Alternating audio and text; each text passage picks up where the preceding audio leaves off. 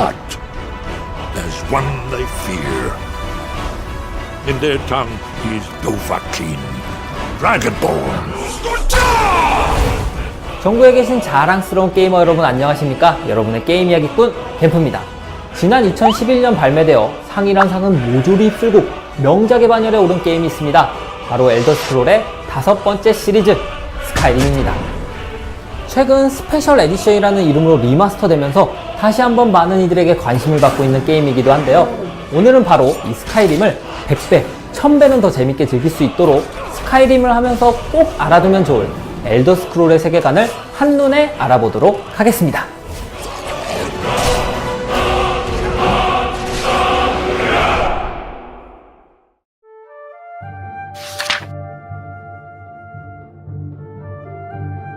끝없이 펼쳐진 이 광활한 우주에 에테리우스라 불리우는 이 차원엔 엣 아다라 불리우는 신적인 존재들이 살고 있었습니다. 이들은 생명체들이 살 수 있는 또 하나의 차원을 만들기로 결정하게 되는데요. 수많은 엣 아다들이 이 힘든 일을 도중에 포기하고 떠나는 동안 단 8명의 엣 아다만이 이 필멸의 차원을 완성하게 되니 이곳이 바로 문두스라는 곳입니다. 그리고 이 차원의 중심부에는 넌이라 불리우는 행성이 존재했는데 다양한 대륙을 가진 이 넌이라는 행성의 가장 큰 이 대륙이 바로 탐리엘, 바로 엘더 스크롤 시리즈의 주 배경이 되는 장소라고 할 수 있겠습니다. 문두스를 창조한 이 8명의 신은 각자 달과 행성이 되어서 넌의 중심을 이렇게 돌게 되는데, 넌의 생명체들은 이 8명의 신을 우리의 조상들이라는 뜻의 에이드라라고 이름을 붙이게 됩니다. 그리고 이들을 넌을 수호하는 8명의 신이라고 해서 에잇 디바인이라 부르며 숭배를 하게 되죠. 하지만 이런 문두스의 창조에 개입하지 않은 이들에겐 우리의 조상이 아니다 라는 뜻의 데이드라라고 이름을 붙이게 되는데요. 메이룬스 데이건, 몰락발, 아주라, 녹터널 등 데이드라들 중 가장 강력한 17명의 존재들을 데이드라의 군주들이라는 뜻의 데이드릭 프린스라고 이름을 붙이게 됩니다. 문두스의 바로 바깥 차원 오블리비언에 거주하는 이 존재들은 필멸의 세상에 시시때때로 간섭하고 관심을 보이게 되는데, 그래서 이 데이드릭 프린스들은 숭배의 대상으로서 혹은 공포의 존재로서 필멸자들의 세상에 알려지게 됩니다.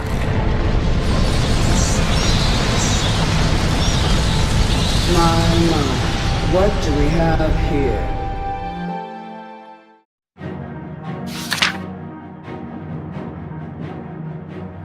자, 엘더 스크롤 시리즈의 주 배경이 되는 탐리엘은 각 게임 시리즈마다 다른 지역의 모습을 보여줬는데요. 첫 번째 작품인 아레나는 탐리엘의 전 지역을, 그리고 두 번째 작품인 데거폴은 하이락과 해머펠 지역을, 그리고 세 번째 작품인 모로윈드는 모로윈드의 바덴펠 섬을, 그리고 네 번째 작품인 오블리비언은 중앙에 위치한 시로디를, 그리고 오늘 이야기할 5번째 작품인 스카이림은 바로 이 북부에 위치한 추운 땅 스카이림을 배경으로 하고 있습니다. 스카이림에는 추운 환경에 적응한 스노우 엘프와 오히려 좀 드워프와 느낌이 비슷한 드웨머라는 종족이 살고 있었습니다.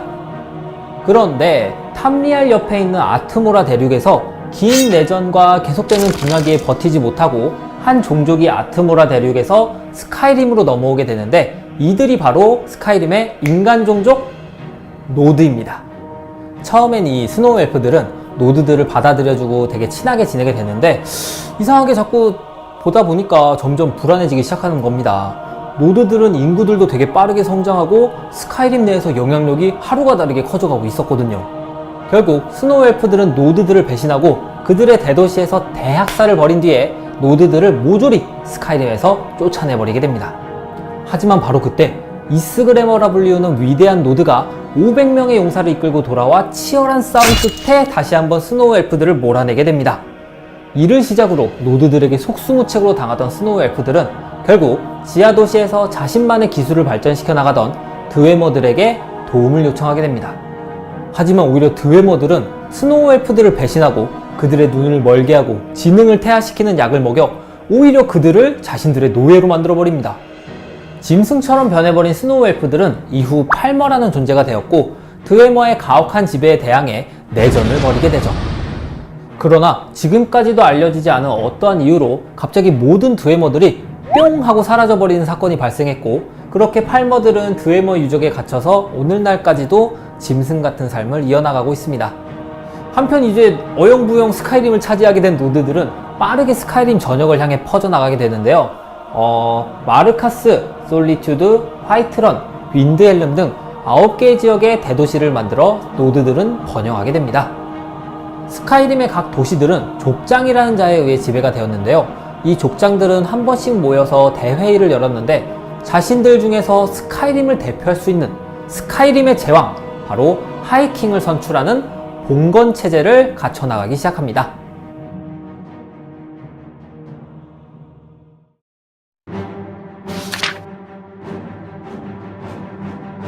자, 그럼 스카이림의 역사를 논하는 데 있어서 빠져선 안 될 중요한 인물 탈로스에 대한 이야기를 한번 해볼까 합니다. 이 탈로스라는 인물이 어느 인종인지 어느 출생인지 정확히 알려진 바는 없지만 스카이림에서 어린 시절을 보낸 그는 자신을 수련시켜주던 한 현자들에게서 이런 예언을 듣게 됩니다. 너는 탐리엘을 지배할 운명을 가졌으니 남쪽으로 가 너의 운명을 마주하라 라는 것이었죠. 탈로스는 44년이라는 긴 정복전쟁 끝에 마침내 탐리엘을 통일하는 데 성공하게 되고 타이버 septim이라는 이름으로 제국의 황제가 됩니다. 탈로스의 이 놀라운 업적은 에잇 디바인마저 감동할 만한 것이었고 그는 결국 문두스의 9번째 신으로 승천하게 됩니다. 8명으로 이루어졌던 에잇 디바인은 탈로스가 포함되면서 9 디바인이 되었고 제국의 백성들은 탈로스 신앙을 만들어 그를 숭배하게 됩니다.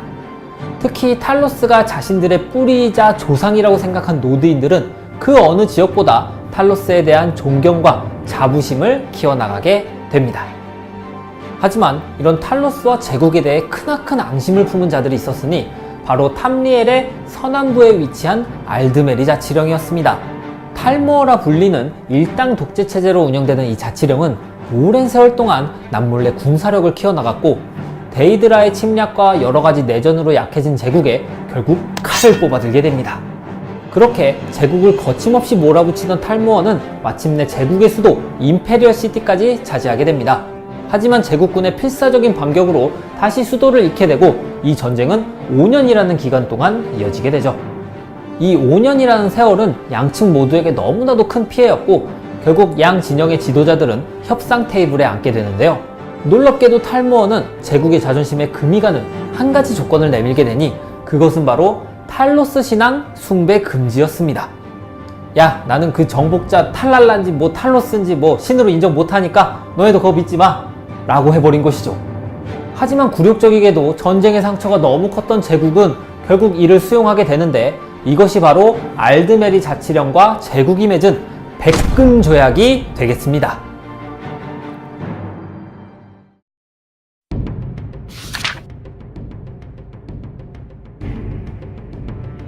한편 이 소식을 들은 노드들은 정말 불같이 화를 내기 시작합니다.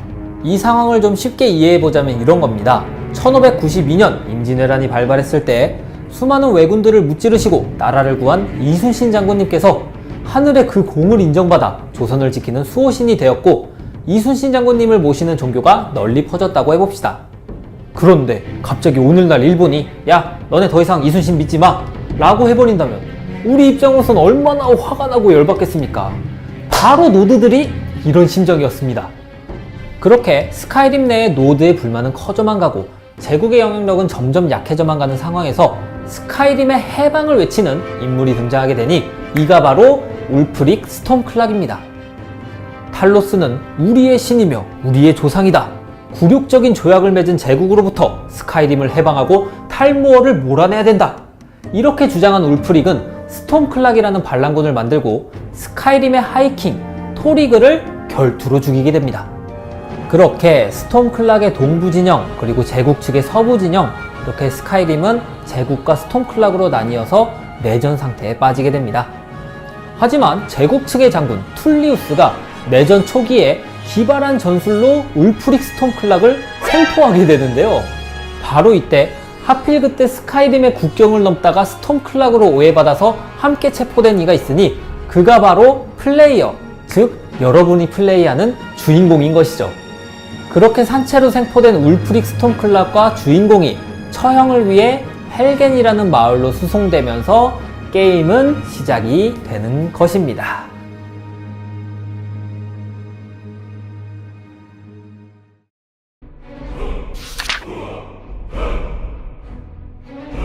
하지만 더 큰 문제는 따로 있었습니다. 먼 과거에 드래곤이라는 이 강력한 생명체들은 탐리엘의 모든 생명체들을 지배했었는데요. 결국 드래곤들의 가혹한 통치에 폭발한 인간들이 반기를 들면서 드래곤 전쟁이 벌어지게 됩니다. 그러나 무시무시한 포효를 내뿜는 드래곤들에게 맞서 싸우는 것은 사실상 불가능한 일이었죠. 하지만 그런 드래곤들이 두려워하는 이가 있었으니 드래곤의 영혼을 가지고 태어나 드래곤들의 무시무시한 포효를 사용하며 죽은 드래곤의 영혼을 흡수해 그 힘과 지식을 습득하는 바로 드래곤본이었습니다. 드래곤본의 활약으로 결국 드래곤들은 탐리엘에서 사라지게 되고 마침내 탐리엘은 드래곤의 지배에서 벗어나게 됩니다. 하지만 드래곤들이 모두 죽었다고 생각한 그들의 예상과는 달리 수백 년의 세월이 지난 지금 최초의 드래곤이자 가장 강력한 드래곤 알두인이 돌아오게 됩니다. 그리고 알두인의 기한과 함께 스카이림 전역에 나타난 이 드래곤들은 세상을 다시 공포로 몰아넣기 시작합니다. 하지만 이 공포의 시대에 수세기 만에 나타난 최후의 드래곤본, 바로 여러분이 스카이림에 도착하게 되면서 엘더 스크롤 5 스카이림의 이야기가 시작되게 됩니다. 자, 이렇게 여러분들은 엘더 스크롤 스카이림을 즐기실 모든 준비를 마치셨습니다. 오늘 이야기하지 못한 설정과 이야기들은 게임 속 등장하는 서적과 등장인물들의 이야기를 통해 알 수 있으니 꼭 직접 플레이해 보시길 바랍니다. 만약 여러분이 듣고 싶은 또 다른 게임 세계관 이야기가 있다면 언제든지 댓글로 신청해 주시고 저는 다음 주 스카이림 스토리 한눈에 보기로 여러분을 찾아뵙도록 하겠습니다. 이상 여러분의 게임 이야기꾼 겜프였습니다. 감사합니다.